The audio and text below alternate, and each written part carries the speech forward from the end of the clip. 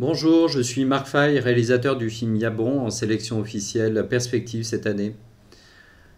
Yabon, c'est un court-métrage à la peinture à l'huile animée et en digital de 4 minutes qui raconte l'histoire de Louise et de son grand-père qui a servi de modèle pour une marque de boisson chocolatée française intitulée dans le film Yabon.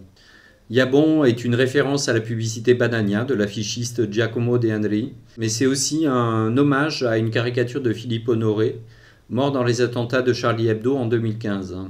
Le logo du tirailleur sénégalais de la publicité est un symbole de l'ancien empire colonial français. Je prends le parti de déconstruire cette imagerie réconfortante du tirailleur sénégalais, souriant, bonhomme, et de révéler de manière graduelle les horreurs commises par les autorités françaises dans les anciennes colonies, que ce soit ici en Indochine, au Sénégal ou en Algérie. Je fais référence par exemple au massacre des tirailleurs sénégalais de Tiaroy ou aux tortures commises en Algérie par l'armée française. Chaque lieu de la maison française a droit à son cadavre dans le placard en quelque sorte.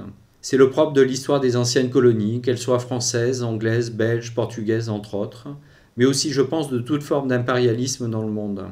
Un chat permet d'articuler les différents décors, lieux géographiques du film et de relier le présent au passé. Le chat révèle par sa présence animale une autre présence, étrange, celle de fantômes du passé qui témoignent des méfaits de l'histoire, et incarne aussi le malaise que ressent Louise.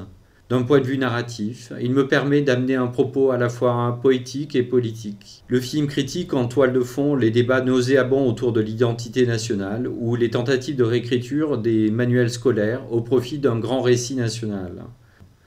Le tirailleur sénégalais réalisé à la peinture à l'huile animée sur banc-titre. Chaque coup de pinceau laisse une trace lorsque le personnage se déplace. Ce qui m'intéresse ici, c'est cette rémanence de la peinture, pose après pose, qui fait sens par rapport au propos du film où les traces du passé s'effacent difficilement. Cette technique me permet de lier le fond et la forme du film.